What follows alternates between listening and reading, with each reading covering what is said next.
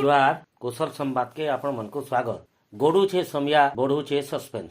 पदमपुर उपखंड के जिला मान्यता देवार समिया जेतकी गड़तेल जाऊे लोकर मन सस्पेंस एंता बढ़तेल जाऊे। लोकर मन प्रश्न उठुचे सथे पद्मपुर उपखंड गोटे जिला मान्यता पाइबा ना आमर लगे एटा सात सपन है। सथे मुख्यमंत्री देथिबार प्रतिश्रुति काना पूरण हेबा ना उपनिर्वाचन बैतरणी पार हेबार लगी बीजेडी सुप्रीमो नवीन पट्टनायक आमको लॉलीपॉप देनेले। दाबी 2023 रे स्वप्न साकार एंता विभिन्न द्वंद्व तथा सस्पेंस रे पद्मपुर उपखंडवासी 6टा ब्लॉक के नेकरी पद्मपुर उपखंड गठित है जेनटा की आदिवासी बहुल अंचल और प्रतिवर्ष मरुड़ी रो शिकार हेसी। 1993 मसीह जिते बेले 13टा जिला 30टा जिला वृद्धि करागला से समय भी पद्मपुर उपखंड के जिला मान्यता दाबी करी आसी अंचलवासी। हेले दुखर कथा से समय तो नहीं है तार पर किछि जिला दाबी आंदोलन टिके दबी जाइथिला।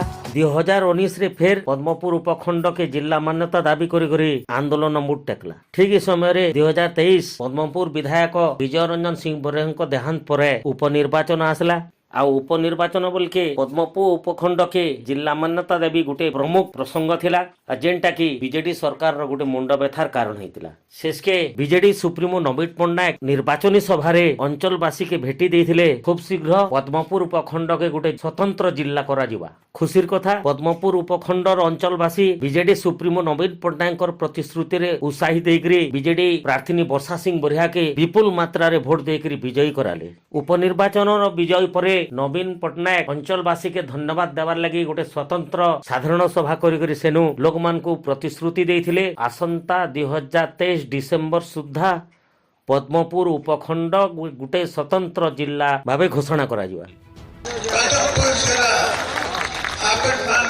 दाबी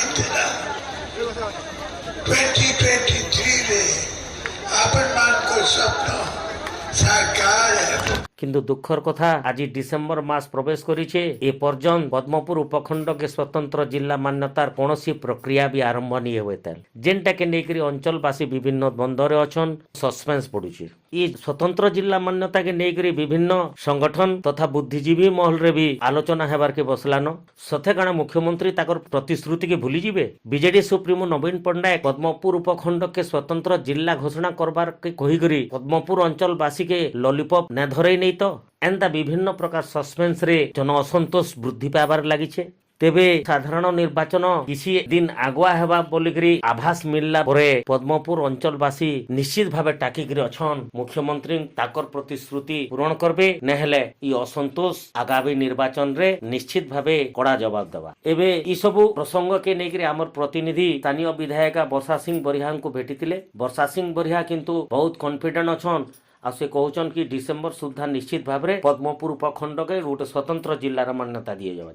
मैडम पद्मपुर जिला केते दूर आशा रही लोकंकर मन में बहुत प्रश्न उनकी बात कि हेबा कि नहीं हेबा बोली से विषय आपन कान कह देखुन जिला अव्यवस्था निश्चित भाव से जिला बा सब माननीय मुख्यमंत्री जिते बेले आम उपनिर्वाचन समय आसते से प्रतिश्रुति देकिना जाइछन कि डिसेम्बर मास सुधा पद्मपुर जिला मोर विश्वास अच्छे माननीय मुख्यमंत्री उपरे से निश्चित भाव जिला घोषणा करेंगे। तेबे देखा लगे बाकी रहला पद्मपुर अंचल के बीजेडी सुप्रीमो नवीन पट्टनायक देइथिबार भेटी केभे पूरण होउछे। पद्मपुर गोटे स्वतंत्र जिला घोषणा होउछे। पद्मपुर रो विद्याधर साहू को रिपोर्ट कौशल संवाद।